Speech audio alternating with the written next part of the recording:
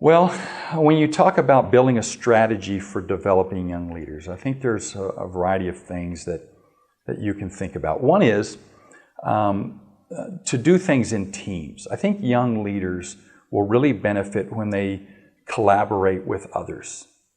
And I think some of us from our generation, we had to kind of pull ourselves up by our bootstraps, and maybe we didn't have great mentoring role models or relationships, and we just kind of felt like, hey, I need to go figure out how to do this. And I think sometimes we don't appreciate how much security there is when we do things together with others. And I think millennials have not had encouragement to do things together from us. We kind of have these one-on-one relationships, and we kind of look and we challenge young leaders. You can do this. Go charge hell with a squirt gun, kind of an attitude. And the young leaders, I think millennials are more inclined to do things together in groups and teams.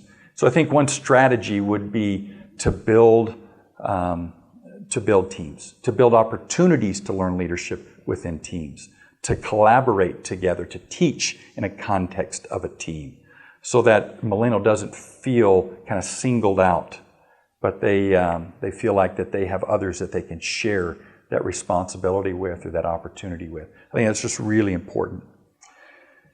I think sometimes we need to also consider giving them responsibility. I think one of the things that we've done to this young generation is that parents have done everything for them. It's just amazing how little freedom that we've given to this younger generation. I mean, when I was a kid in the area that I grew up, I was on my bicycle and I would go for miles all day long, and my parents would never think about where I was going on my bicycle. And I'd get home at dark, and we'd have dinner, and then I'd go out in the evening and I'd have a different set of parameters, but they'd never worry about me. When I was raising my kids, I was scared to death they would go down the end of the street. And so I'm just as guilty as anybody else. My kids, I had to intentionally decide to give them freedom. And it was me that was the issue. And I think sometimes those of us that have leadership today, sometimes I think kind of we become overbearing. We kind of micromanage how young leaders do things. And I think sometimes to give them some rope, to give them responsibility, to let it out, let their boat float out in the harbor a little bit, for them to feel the waves of challenge and difficulty, not to rescue them from everything, is a really important part of this strategy. To give them legitimate responsibilities, give them the freedom to succeed and to fail.